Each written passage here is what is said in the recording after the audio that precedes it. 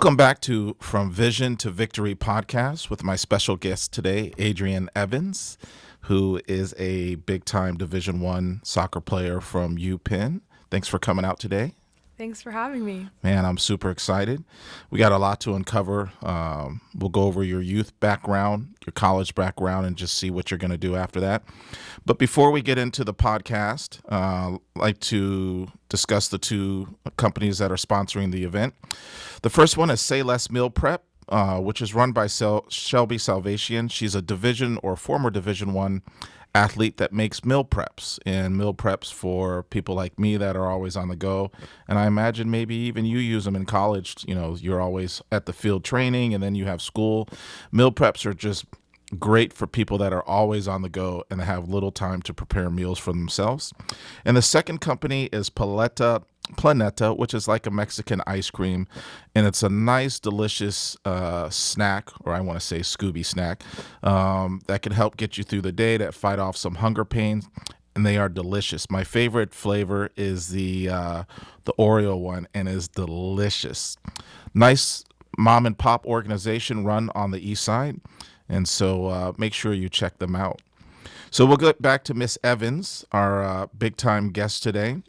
And we'll just go through a series of questions, let everyone out there get to know you.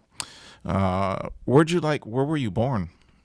I was born at Stanford Hospital. Nice. Yeah. And where did you always grow up in this area, or? Yep. I lived in Palo Alto for the first 6 months of my life, and then since then, Redwood City. Nice. What was your childhood like? Because for the people that are tuning in that don't know you, your dad played collegiate football at Stanford, and your mom ran track and played soccer at Stanford. I believe, did she win a national championship in soccer, or? She came pretty close. I think the furthest they went was Final Four. Right. Yeah. And then you have a younger sister that plays soccer at Stanford. So, how was that growing up? I mean, that's rare to have two parents that played D1 sports at a school and then have offsprings, and then, you and your sister are big-time athletes. Yeah. Well, growing up, I didn't think anything different. Sports was definitely a part of my life from an early age. I think as soon as we could walk, practically, we were kicking a ball around or throwing a ball around. My parents never really forced it on us. It kind of came about naturally where we really enjoyed the sports that we played growing up. And, ultimately, but the two of us chose to go with soccer. But yeah, it was that looking back on it, I think we probably did more sports than probably the average family, or were more active. But at the time, I just, really enjoyed it because I was always outside and hanging out with my friends and all that. Was it pretty competitive family? Like, you guys, anything you did, whether you played like Monopoly or whatever, was it pretty competitive? Yeah, I'd say for the most part. I think especially my sister and I, since we're so close in age, we just wanted to one-up each other any chance that we got. So yeah, board games, card games was definitely competitive. Nice. Any other sports other than soccer that you played growing up? Yeah, so we both did basketball, soccer, of course, swim team, a little bit of track and cross country. I think that's it for the most part, yeah. At what age did you just start playing soccer? I think I did cross country in middle school for a little bit, and then I think 7th or 8th grade is when I solely played soccer, or decided to focus on that primarily, and I'm sure we'll talk about that more, but that's when I changed clubs and started to think more about eventually playing in college. So do you feel like cross country helped prepare you for soccer? I mean, you run so much in soccer.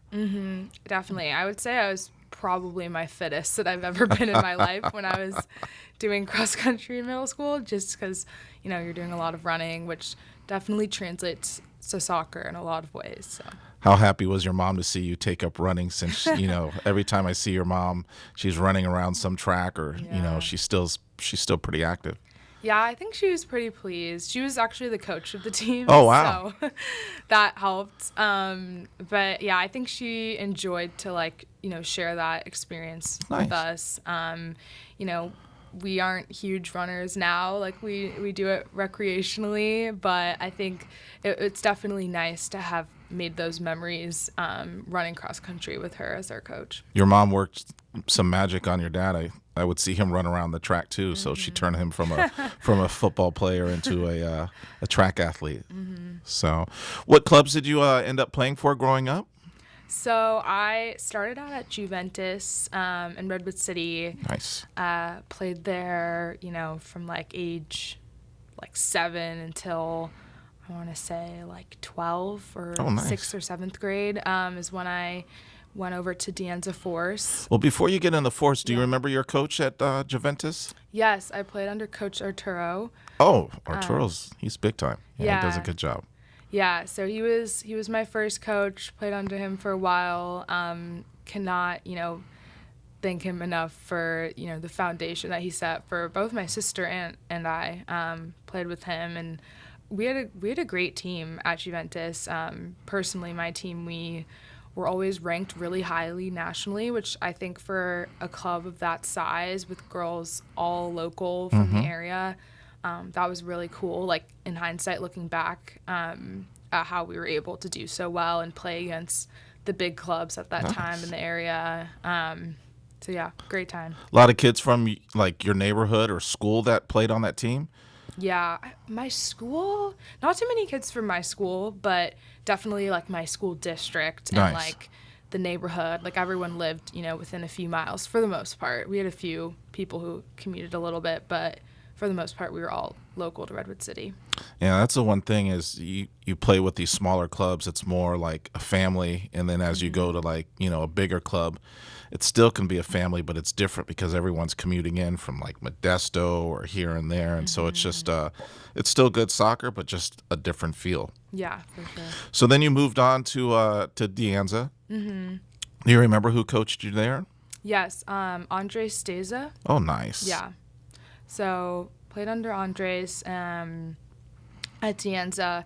I'm trying to remember what kind of drove that decision. I think my sister's team at the time was thinking about moving over to Force, and that was the 04s, right? Yeah, the 04s.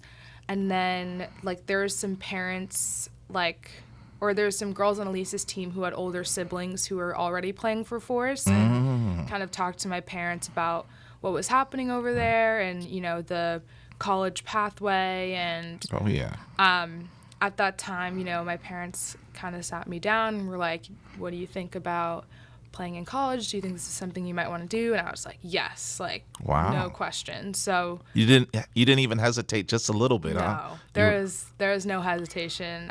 Okay. So I, made that switch because they were ECNL, and I knew I would be able to get a lot more exposure.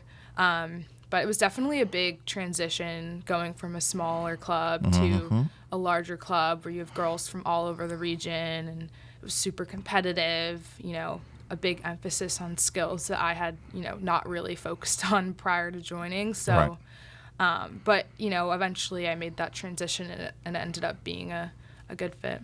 How were the practices with Andreas compared to Arturo? Because both are very good, well-known coaches in the area. Mm-hmm. But how was the style difference? Yeah, I think earlier on was when I saw the largest difference. So I think Arturo, what I really enjoyed about his trainings were it really pushed athleticism and speed and quickness, and we did a lot of flying changes, and so our speed of play would always be really high, and I really enjoyed that. And we played well as a team, and we had a lot of good chemistry, and we're all very close-knit group of girls. And then when I moved over to Force, there was a huge emphasis on the technical piece. Right. So my first couple years there was not a lot of flying changes, mostly, we worked on juggling a lot, dribbling, really getting that technical foundation down, and, passing to the right foot, things like that, which was hard for me because I, wanted to go and just play. I just wanted to scrimmage and, just run around, and I had to kind of slow down and work on my technique a lot before I could, get there. And I think my first practice, I remember Andres told me, he's like, I can tell you're very athletic and fast and you're going to work really hard, but you have a lot of, room for improvement when it comes to technical work. And I'm like, okay, like challenge accepted. Like I'm going to work at it. And, eventually I got there. I started out, I couldn't juggle across the field, which was like one of our warm-ups. Oh yeah. Couldn't even get like probably 20 feet. And then by, a year, I don't know how long it took me, but eventually I was able to do it like back and forth, right. No problem. And so yeah, it definitely took a little bit of an adjustment, but I got there eventually. Nice. Like, how was your mindset after some of the practices? Did you ever like get in the car afterwards and you're like, man, I don't know. Like, do I really belong at this level? Like, was there any self-doubt? And if there was, like, what did you do to get yourself back up to where you felt confident? Yeah, I think earlier on I struggled with a little bit of self-doubt just because I felt like I was so far behind the other girls. I knew I was, at their level, or if not greater, like from a athleticism standpoint, because that was so emphasized at my previous club. Right. So I knew I had like the potential there and I could play at that level. Right. But I wasn't able to necessarily do the things that the other girls were doing from a technical standpoint. And so I kind of took it as, a challenge at the time because I was still super young and knew I had many years ahead of me before I got to college, which was the ultimate goal.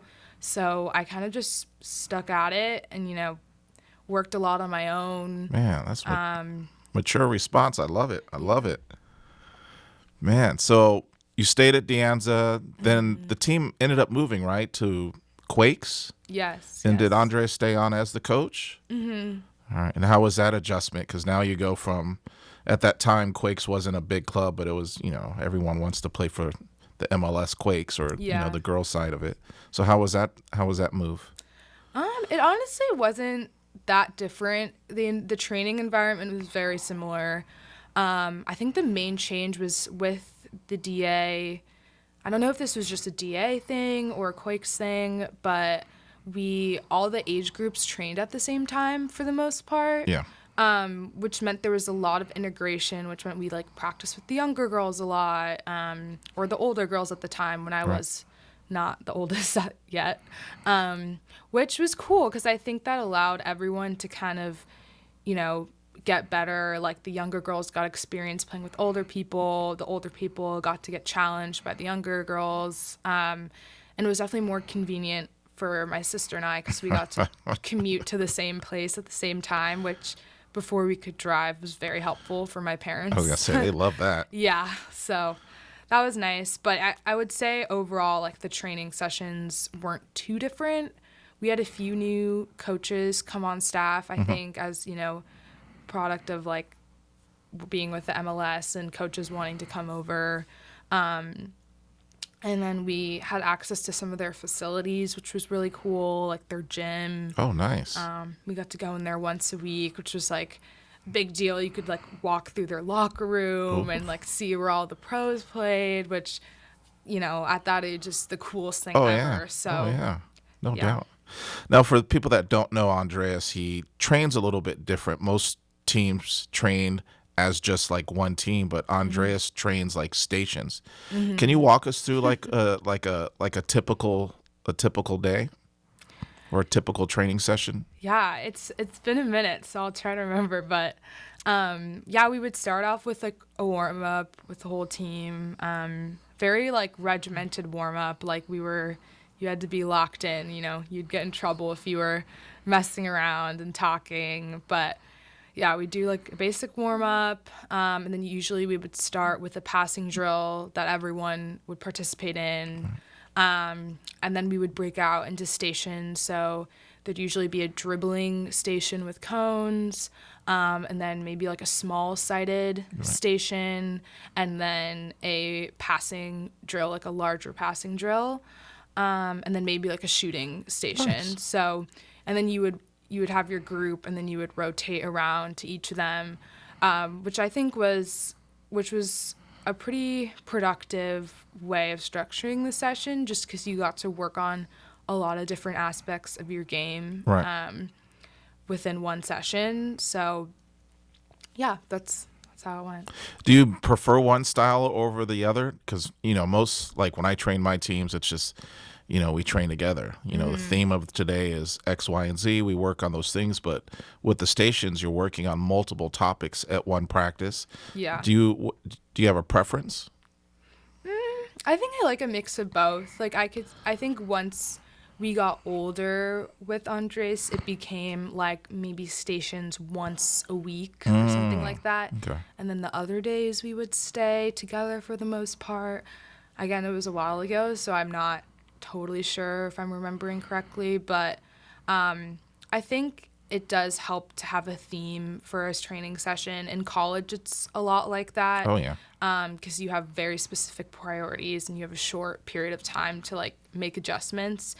And I think there is a lot of value in that, especially from an individual standpoint. Like if there's something like, for example, you really want to work on 1v1 defending and like one practice is about 1v1 defending or 2v2 defending, then, you're directly addressing that issue as opposed to like doing a bunch of different things. So yeah, I see the value in both. I like that. Now, shifting gears, you definitely wanted to play in college. Do you remember around the age where you had that discussion? I think it was when I moved over to De Anza, which was like end of 7th grade, I want to say. Since my mom played at Stanford, we would go to games a lot growing up. So in my head, I looked up to those girls and like, I want to be like them and I want to play in college like my mom. And I saw, when I went over to Force, I saw the older girls, start committing to schools and, figuring out, the school aspect and how it can help you, get into school and, create that like academic pathway as well. I, was very intrigued by that prospect and wanted to give it my best shot for sure. Any particular player at Stanford that you kind of maybe simulated your game over, or this player stood out to you? That's a great question. I mean, she was actually at Force before or while I was there briefly. She's a few years older than me, but Tierna Davidson. Oh yeah, on the 99s, 98s. 98s, yeah. So she, obviously plays for the full national team now, which is so cool to see 'cause she grew up like just down the road. Oh really? Yeah. Nice. So, and then she played for Force as well. So, I always looked up to her a lot. She played like a holding mid or sometimes center back, which were positions that I played. So I definitely modeled my game off of her and just like her calmness on the ball and her composure and like her technical ability. I always really admired and her physicality, everything. So getting to watch her, at practice for club and then, eventually at Stanford and then now on TV with the national team, it's been so cool to watch that progression and also see someone like, from the same area as me like reach that level of success. Nice. Did anything watching her like in practice stand out to you? Because you're training next to someone that's going to play at Stanford. At that time she wasn't when she was at Force, she wasn't on the full women's national team, but she was still one of the top players in the U.S. Is there anything like that you looked at and you're like, man, I need to do that. I need to add that to my game. Yeah, I think the big thing is just composure and patience. Like I think as a defender especially, it's so important that when you receive the ball in the back half of the field, like you are calm on the ball, you know who to pass it to, you're scanning beforehand. And she would always, not always, but 9 times out of 10 just pick out the perfect pass and play it with such good pace, and she was always in the right position defensively. And I just like really admired how I keep saying this, but how calm she looked, and I tried to replicate that and not feel nervous when the ball came to me, but be thinking 10 steps ahead about where I'm going to play it, where I'm going to move, stuff like that. Well, the way that you guys played at De Anza, you had to play out of the back a lot. Like you had no choice but to be good on the ball, or you weren't going to play. So yeah, for sure. Any particular play or like that aha moment that you had as a youth player that you said, "Man, I think I'm ready." Like, because you kind of like, you when you're a good player, you look around, you're like, okay, I match up with the good players. But was there ever a play that you stood out? Maybe you shut down a forward or anything that you said, "Man, okay, I feel like I'm ready." Yeah, I'm trying to remember. I mean, I knew I always had a little weight. When I was growing up, I saw the level the college players at, and we're like, yeah, I think I can get there. I can do this. And being in an environment like Force, where so many players and Quakes, where so many players then went on to play Division I and do really well, I was like, okay, if I can play with them now, I'm gonna be fine. Specific play or game. There was a game, I think, my sophomore year. We were playing up at Placer United in the DA, and I just remember I had a really good game, was shutting forwards down, forwards that I had played against or played with in PDP and ODP. And I just remember feeling really confident. And at that time, our team, the 01-02 team, was ranked pretty highly in the country. So, to play for them and to do well was a really cool moment for me. I don't remember exactly where in my recruiting process I was at that time, just because it was a while ago. But I would say that season, so my sophomore year of high school, I felt like I was growing into a player that would be ready for college once I got there. Sounds like you were locked in that sophomore year. Anything that you did special to help prepare you for games, like mentally? Did you have a playlist, and was there food that you tended to eat before games? You just walked off the training field before this podcast today, and I noticed that you had a banana and everything. So clearly you take care of yourself. But was there music or anything or food that helped you get in the zone? Yeah, so I have a sensitive stomach, so my pregame meals are very regimented. And I think my go-to for the most part is a peanut butter and jelly sandwich. Nothing wrong with that. Yeah, that's a classic for me. Post game, I love my bananas, chocolate milk, stuff like that. And then to get into the zone, I've had the same pregame playlist, I think, since middle school. I don't know when I created it, but I still listen to it to this day, and that's always helped me to get into the zone because I just listen to it all the time, so I know when it's playing, I got this, What's on this playlist that's 5 years old, 6 years old? A lot of Drake. Okay. What else?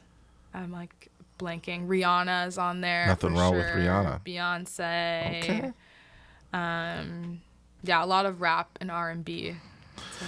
I remember during COVID, where that's when I first met you, and you guys were serious about your music while training. Yeah. It was oh, I don't know about this play. Hey, put on this playlist. This is fire. And I was like, man. And so that was the first time that I've ever had people listen to music while they train and stuff like that. And man, you guys and it was good. I was one, the music was good, but just to see you guys get hyped up. So now it's something I learned from you guys. So my kids, I don't allow them to play music a loudspeaker before warm up, but if they want to put individual headsets on, they can do that, because sometimes the music has lyrics that you just don't want to blast out to everyone and stuff like that. So, well, perfect. Any injuries that you picked up? Anything that kind of set you back, where you had to take a deep breath and go man, this is, because when you play soccer, like 3 days a week training or 4 days a week training, and then you play games all the time, like you identify as a soccer player. Like that's who I am. I'm a student athlete, but soccer is like who I am. But then sometimes you pick up an injury or something like that, and then soccer's stripped away from you. Are there any setbacks that you had along the way? Yeah. I've been really fortunate that recently I haven't had too many serious injuries. But I remember, like, my freshman year of high school, I got a stress fracture in my foot towards the very end of the season. And I was playing with Force at the time still, and we had, it was right when they made, like, an age group switch. So it was a slightly new team. We had really fought to like finish near the top of our conference and qualify for nationals. And I think it came down to like the last game of the season that we had to win, and we ended up winning, and it was so dramatic, and we qualified. And then, I'd been feeling some pain, finally went to get an x-ray and saw I had a stress fracture. Oof. So I was in a boot, which was really a bummer. I remember being so devastated because the rest of my team got to go to nationals. I think it was like in Illinois that year. Oh, man. And I didn't get to go. And it was my freshman year. And back then, like, colleges started recruiting you that year, basically. And so I missed out on, getting to email coaches and getting to play with my team and travel and all of that stuff. And that was really disappointing. Fortunately, it wasn't like a super long-term injury, and I was back that fall. But that was definitely one where I was like, that sucks. And then another thing, it wasn't really an injury, but I really struggled with iron deficiency, especially as an underclassman in high school. A lot of girls my age are experiencing iron deficiency. Many people don't know about it or haven't identified it. And I remember so at Force, we didn't do a ton of fitness. Right. But there was one day where it was an entirely fitness practice. And normally, I was used to being or trying to aim to be like first in every sprint. And I was super competitive, and I'd run cross country, and I was like, yeah, like I got this. And I was just doing terribly, like getting dead last, like super far behind everyone just at the beginning of it. Like before even people started to get tired, I'm like, what is going on? And like, Andres pulled me aside and he's like, you're really going to have to work at this fitness thing. And I'm like, I don't know what's going on. Like maybe I'm sick, like becoming under the weather. It was so bizarre. And then a few days later, I was in school and I almost fainted, and I was like, whoa. Oh no. Like, so this was serious. Yeah, it was serious. So I ended up, going to the doctor, getting blood tests, and they're like, your iron is extremely low. Like you need to start taking supplements like yesterday. Wow. So started on the supplements and eventually got back to like a normal level, but it was difficult for a little because, my coaches were super understanding, and if, I couldn't make it the full half, like I would get subbed out because, eventually I would just get super fatigued to the point where like I felt like I couldn't run anymore. Jeez. And it was difficult. And I even had I had to tell like some college coaches at the time. I was like, I've been struggling with this, but like, I'm gonna get better. And that wasn't a really fun discussion to have. Oh, but, not at all. Myself and my sister have both gone through this at like, a pretty extreme level, but I'm grateful now that I've gotten to the point where I'm pretty regulated with my like supplement intake, and I'm at like a normal-ish level. But yeah, that was definitely kind of a setback I experienced because it affected my training, it affected my fitness, and if you're an endurance sport athlete, you definitely need your iron. So, yeah.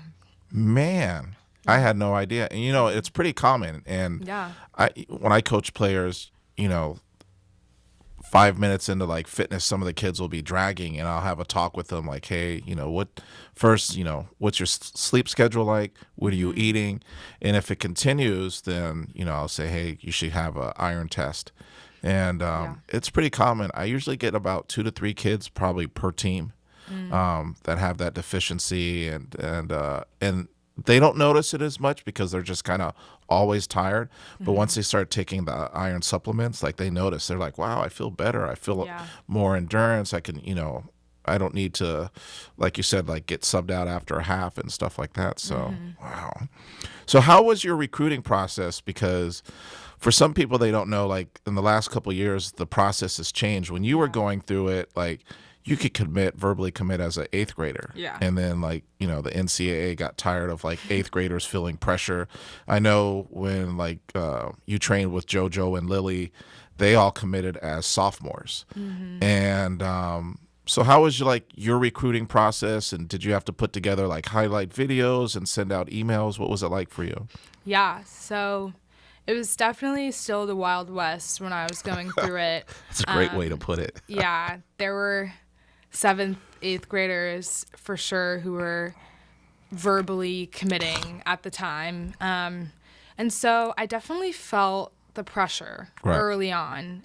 And back then I was like, this is normal. Like, this is what everyone does. But in hindsight, like, I was so young to be even thinking about, like, the sorts of factors that go into making a college decision, having gone through college and, like, seeing all the different, elements that come with that. Like, there's so much that I didn't consider when I was, 15, like, going through the process, or 14, like.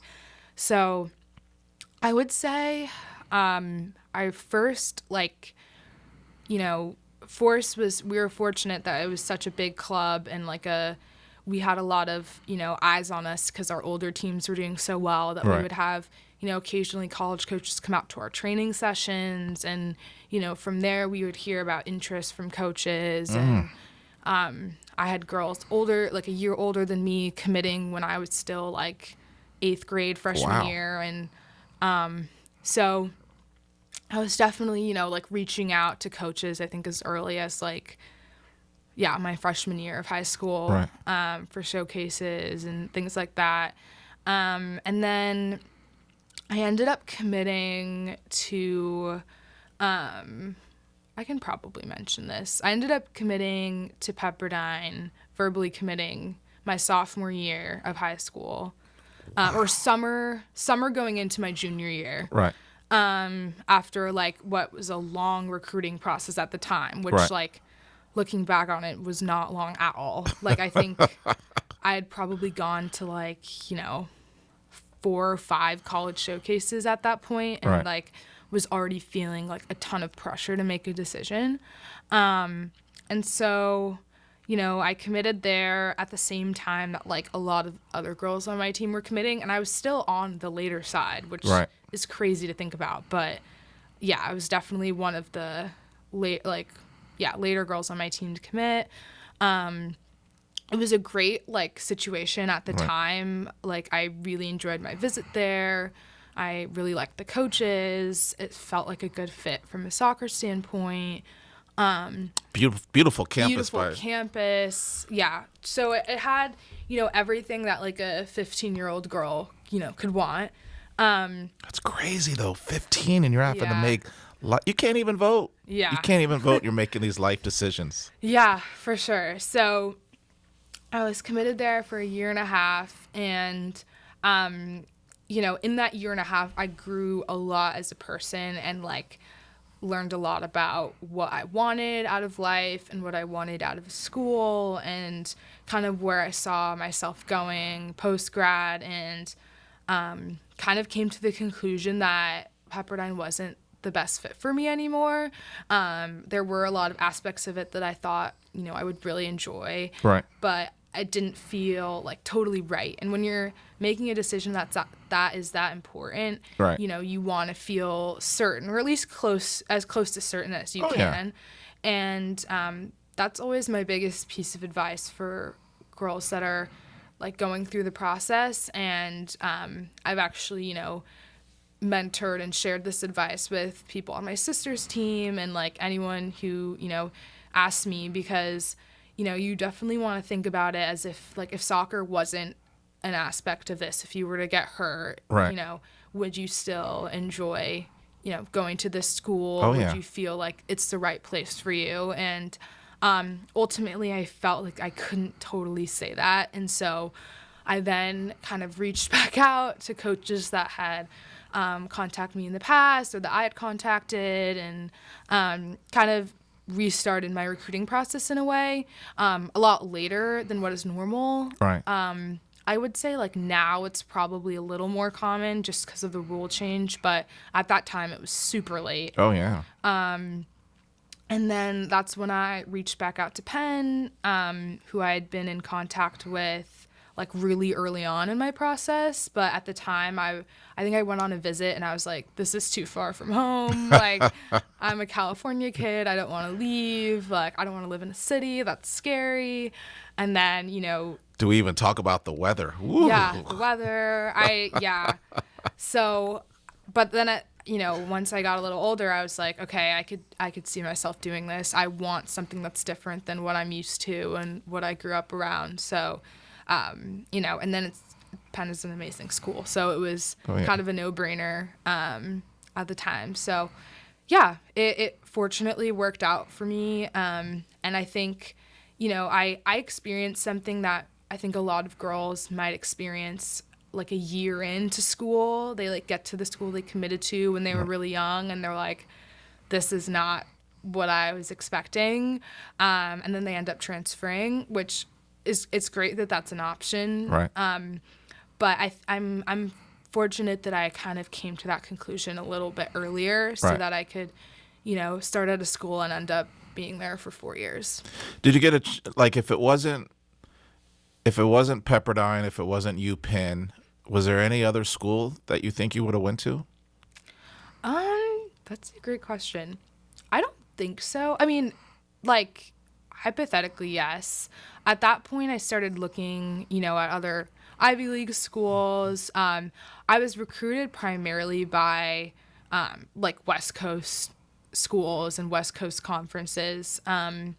So, had I not gone to either of those places, I probably would have ended up staying somewhere on the West Coast just on how the recruiting was going. But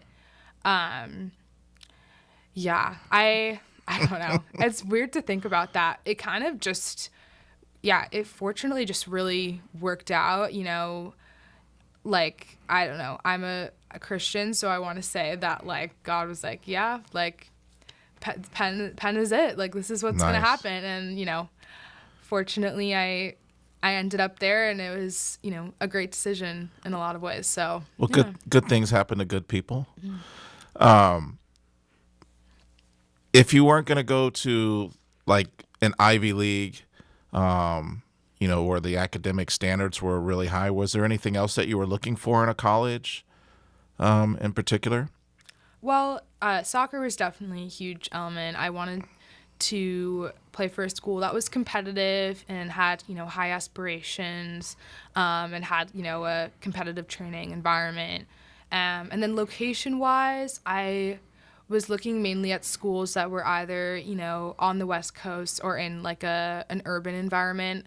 I think later on in my process, diversity became a big element for me that I when I was 13, 14, I was not thinking about that. Oh, and yeah. then as I got older, I'm like, it would be nice to be in a place with more diversity, both when it comes to race and ethnicity, but also geographically diverse. So I think I was using that to narrow down my decision a little bit.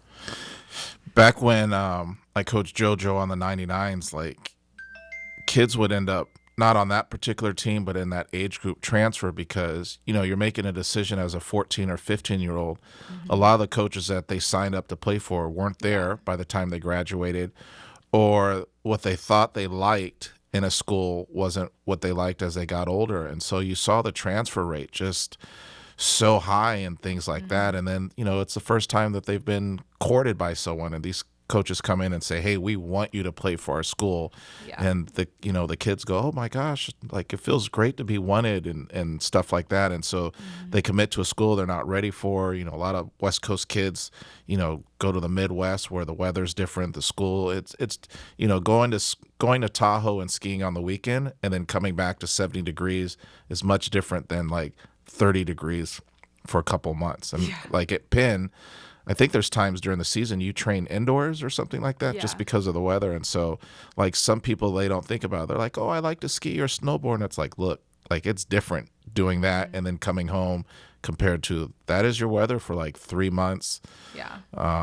And then the physicality in the game, depending on the conference. Some play long ball, some play possession. And I think people watch Stanford and they fall in love with how Stanford plays.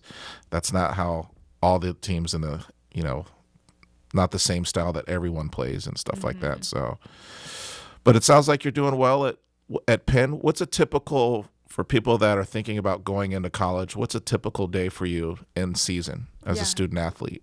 So we train in the morning. So first thing, wake up, breakfast. What time are you waking up? Is this a 6 o'clock? Are you 6:30 typically was when my alarm was set.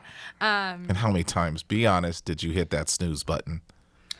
I did not hit it once. What?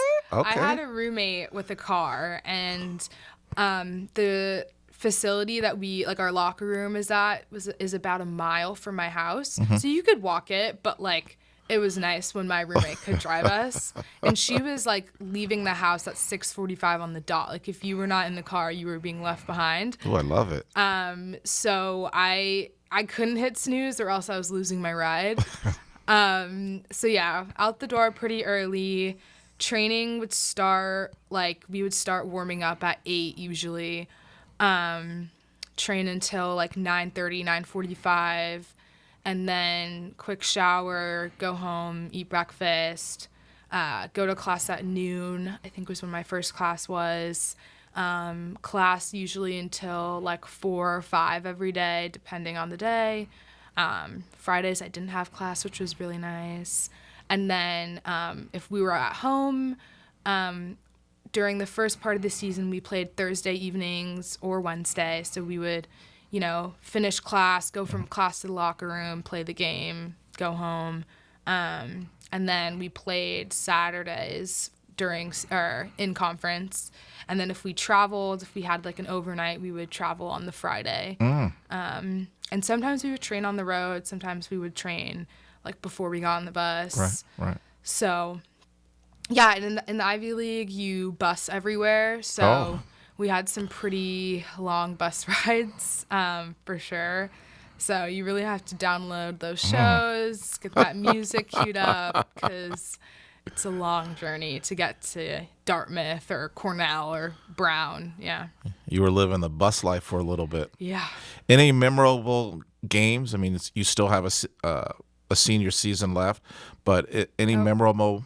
Just played my senior season. Oh, so you're done then. Yeah, possibly playing a 5th year, but senior season is over. Any big memories or favorite memories playing collegiately?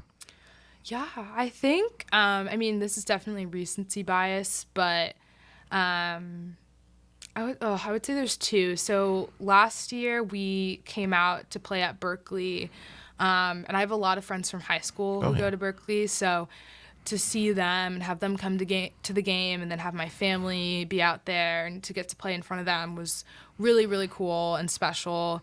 Just because, playing on the East Coast, you don't really get to play in front of your friends that often. That was great. And then this year it was like I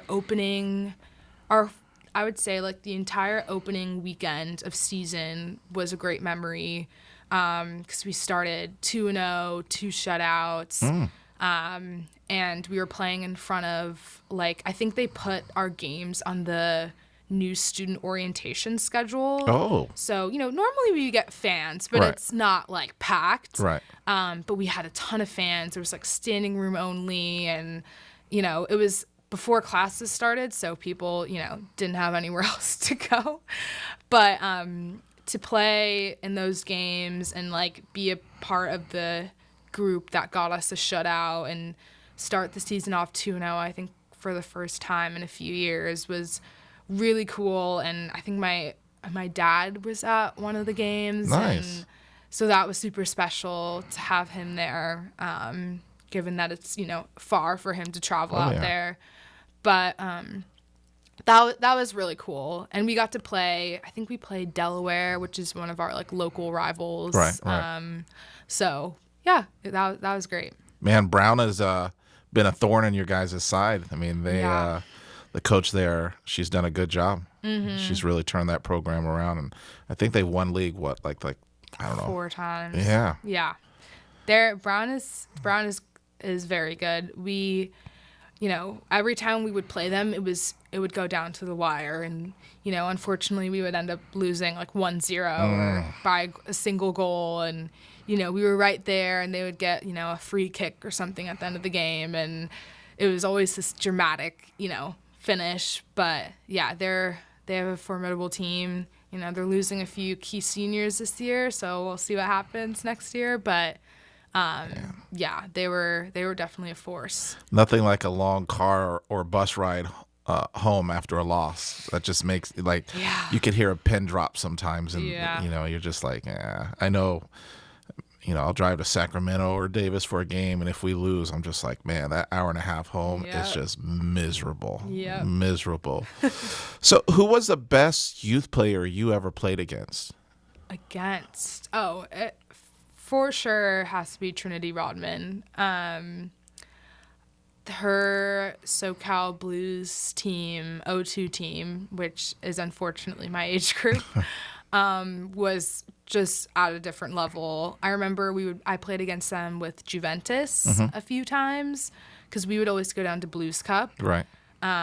Which was so fun, like beyond playing them. But they just were so talented, and herself, of course, was even at that age, just really hard to defend. Like, just so fast, so quick, so athletic, an amazing finisher. And obviously she's NWSL Rookie of the Year, and doing very well. And I knew even at that time, like age 10 or wherever we were, that she was gonna go on to do really amazing things. Oh yeah, because she would score, like she would get a hat trick like every game, like scoring with like her head, her right foot, her left foot, like just so talented. And every time we played them, it was just like, can we hold them off for just like a half? Like, let's just get through one half and see. Like, so for sure her. What about collegiately? Well, that's a good question. Well, I think Brittany Ruffino at Brown, she's done amazing things, set records. Very hard to play against just because of her height and speed and finishing.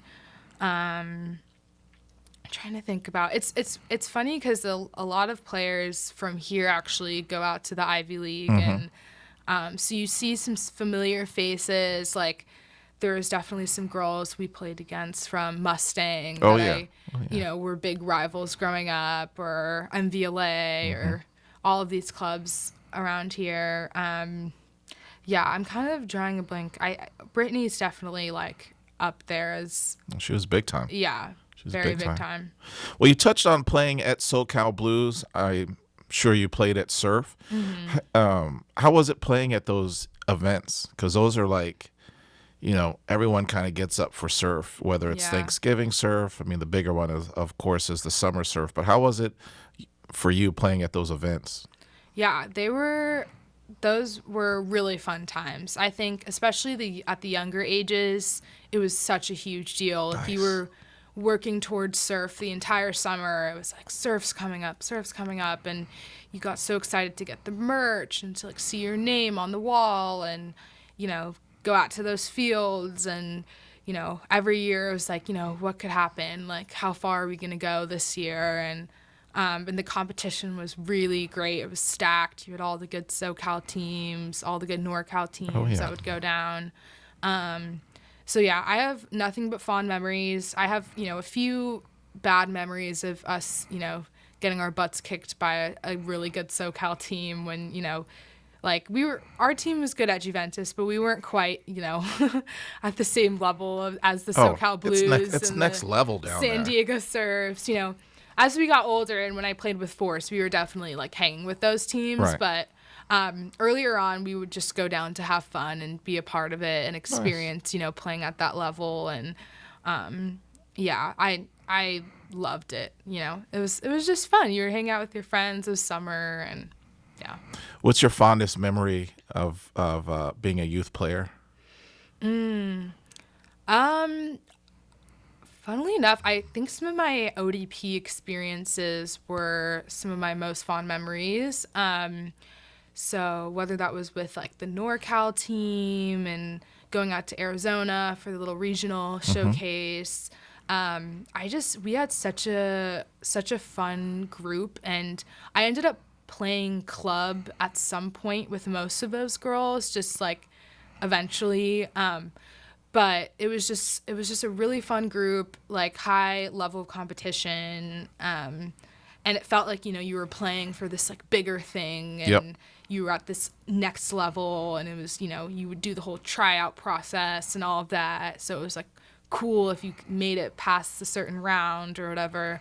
And then I went to a showcase with Region 4 in Florida in Boca Raton, which was like my first, like national selection sort of thing. So like personally, I felt like really proud of myself, for like, going from this really small club to like a few years later playing for the region. And I think, looking back, that's one of my most like proud memories, but then also one of my most enjoyable memories because I got to meet like girls. I ended up like meeting someone who I eventually played with in college. Really?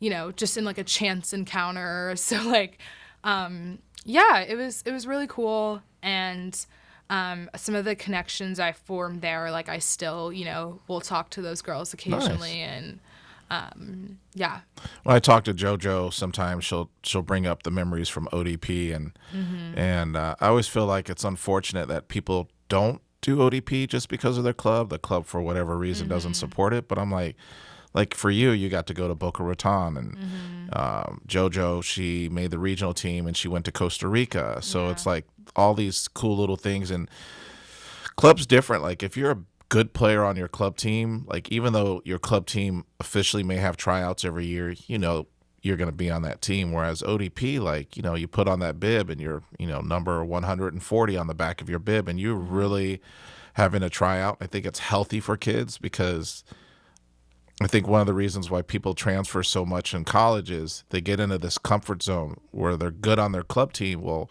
in college, like you have a new recruiting class coming in every year, and you have to constantly prove yourself. And sometimes in college, like you don't even make the travel roster. So you're, so I feel like it's also therapeutic for kids to learn how to try out and things like that. So no, that's big time. Where do you see yourself in the next 2 years? Like, sounds like you're wrapping up things at Penn, and what's next for you? Yeah, so still figuring it out. I think right now that I have a year remaining of eligibility, I'm exploring, grad school options. Nice. I think it would be really fun to play one more year. The Ivy League doesn't let you play as a graduate student, so I didn't have the option to stay at Penn. So, since I'm graduating in the spring, I'll be, playing at a different school next fall if that's what I end up doing. And it's interesting going through the process again a little bit as a grad student. I think it's definitely a lot different because you narrow your options a lot more because it's, realistically I'm thinking about like how is my grad school program going to impact like my job options afterwards, and like location wise, do I want to stay, on the East Coast where I'm, pretty familiar with it right now, or do I want to come back home and live closer here? Like, have you switched over to the dark side? Are you an East Coaster now? Are you, if people ask you, are you from the West Coast or East? What do you say now? Is there any hesitation? No hesitation. I'm definitely a West Coaster all the way. All right. I enjoy the East Coast a lot, and I could see myself living there for a few more years, but ultimately I'm going to end up back out here for sure. Nice. Now, if you could give a younger version of yourself, whether it's 14, 15, or 16, advice, it could be soccer, it could just be life, education, what advice would you give yourself? I would say don't be afraid to stand up for yourself and advocate for what you want. And, you know, do what makes you happy. Like, don't think about, what other people are saying and, like, what other people might think. Like, just trust yourself. I think that's a huge one. And really try to think about what you prioritize as a person, and don't listen to all of the outside noise and opinions. Nice. I think, that's two things, but I think those would have really helped me as a younger player, sort of navigating the whole like college recruiting process and also like club soccer process.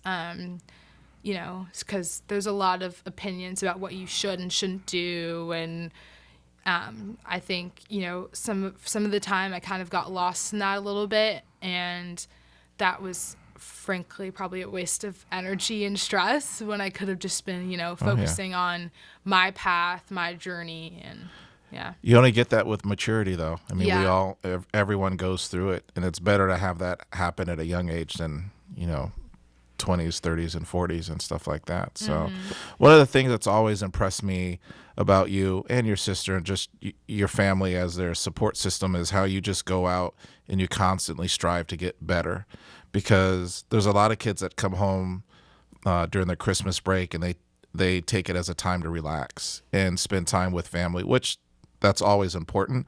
But like, you're a Division I athlete, so you got to get out there and train. So it was work to get you into the podcast, only because you had your own schedule and you were committed to still maintaining that high level of being a Division I athlete. And I would tell people that are listening in, it's like, if you want it, you got to go get it. And it's not easy. I'm sure there's teammates of yours that maybe they played in college, but not at the level that they could have been at if they were a little bit more serious or worked a little bit harder. Because it's competitive. Like, you might be the best player in Santa Clara, Redwood City, but where do you stack up nationally? I mean, you have teammates at UPenn from everywhere in the country. Yeah. Do you have any international students too? So it's like you're competing against a big pool of players. Like, you got to grind and work hard to make sure that you can carve out some space for yourself and be able to play. So, well, I appreciate you coming out. Looking forward to hearing where you're going to end up next. And, I've always been a big fan, super appreciative of just being able to train you and your sister and then watching your parents run around the track. Like, it's just like, to me, that was so cool. Like, because a lot of people are like, hey, my kid's 20, 21, 19, like they're in college, I'm done. But your parents are still supporting. And I think it speaks volume to how you are as a person. And so no matter what you do next, we know that you'll be super successful. So, well, thanks for coming out. Thank you. And we'll be in touch and see what's going on next with you. Yeah, thanks. Okay. All right, perfect.